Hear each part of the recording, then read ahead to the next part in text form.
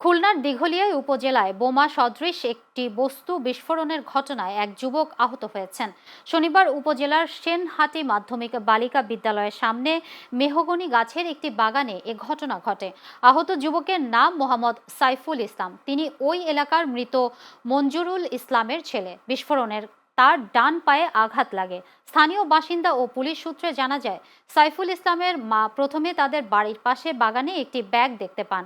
পরে বিষয়টি তিনি স্থানীয় সাবেক ইউপি সদস্য মিন্টুকে জানান। এরপর মিন্টু ও সাইফুল একটি লম্বা বাঁশ দিয়ে ব্যাগটি সরানোর চেষ্টা করলে বিকট শব্দে সেটি বিস্ফোরিত হয়।